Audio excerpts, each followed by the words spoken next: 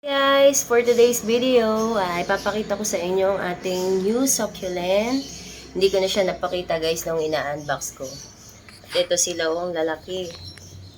Siit na ang laki guys. So, ang laki niyang paso na yan. Hindi lang masyadong kita. And then, si dugong.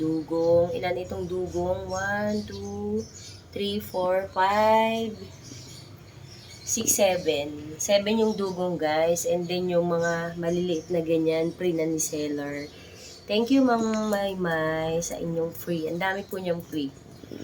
Ayan po sila at ang gaganda. Tinanim ko na kasi medyo ano na sila, dehydrated na. Ayan o. Pero ang gaganda nila guys, ang lalaki. Itong dugong guys, sobrang lalaki nito. Ang laki nung pot, hindi nyo lang masyadong pansin ito. Ito itong size o. Diba guys, ang laki niyan. No? Ang lalaki niyan. At nakakamiss mag-video. Hindi ako nakaka-video ng matagal na. Parang mahigit na yata isang buwan o 2 buwan. And then, ito na ulit guys, nag-video na ako. At tapos mag-update din ako sa susunod na araw ng ibang succulent ko. Kasi ang daming nangamatay.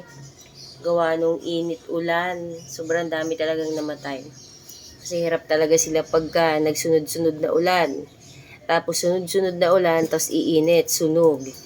Tapos ang ending, mamamatay na sila guys. Ang hirap nilang makasurvive pag gano'n ang panahon.